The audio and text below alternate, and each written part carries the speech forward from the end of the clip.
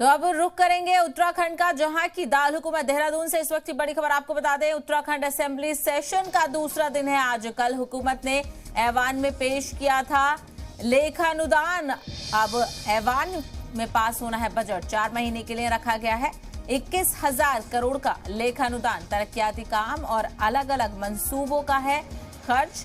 Budget महंगाई को लेकर पहले दिन तल्ख रहे थे अपोजिशन के तेवर।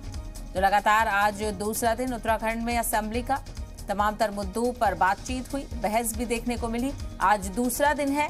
आज दूसरा दिन देखना होगा कि किस तरीके का माहौल सामने आता है। और कल बजट भी रखा गया और 4 महीने के लिए ये बजट रखा गया 21,000 करोड़ का लेखानुदान।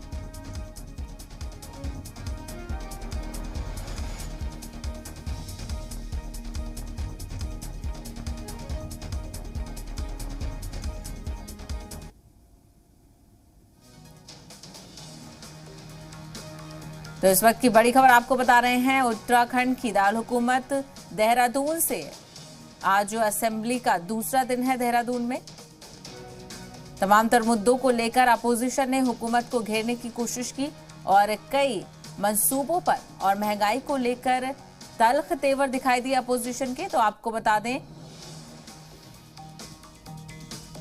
उत्तराखंड असेंबली सेशन का दूसरा दिन है आज। कल हुकूमत ने ऐवान में पेश किया था लेखानुदान। अब ऐवान में पास होना है बजट। अब देखना होगा कि आज बजट को लेकर क्या बहस सामने आती है। 4 महीने के लिए बजट रखा गया है 21,000 करोड़ का लेखानुदान। तरक्याती काम और अलग अलग मंसूबों का है खर्च। महंगाई को लेकर पहले दिन अपोजिशन हमलावर दिखी हुकूमत पर।